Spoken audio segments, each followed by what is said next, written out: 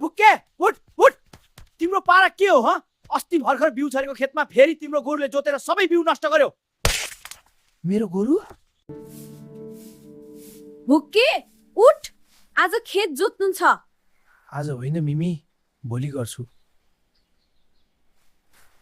सधैँ भोलि भोलि भन्दै बस्छ आज जोत्नै पर्छ ल जान्छु कस्तो अल्छी अल्छी लागेको बेलामा खेत जोत्न पर्यो होइन यो खेत जोत्ने नियम कसले बनायो भन्छ यस्तो मजा पार्ल किन खेत जोत्नु बरु गोरुलाई हेलो बाँधिदिन्छु आफै जोति बस्छ पो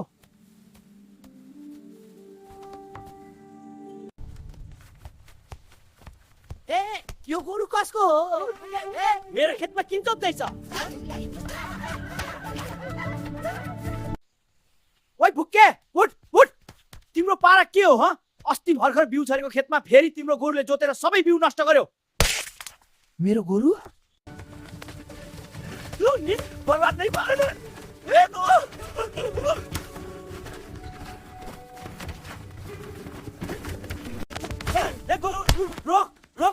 के गर्दैछ अब मेरो यत्रो मेहनतले छरेको बिउ सबै सिधाइदियो जसरी हुन्छ मलाई भोलिसम्म मेरो खेत जस्तोको त्यस्तै चाहिन्छ भोलिसम्म रे खुच्चिङ पर्यो मैले जहिले भन्छ अल्छी नगर भनेर गर डबल शिफ्ट खेत जोताइ ए मिमी म त सकिँदिन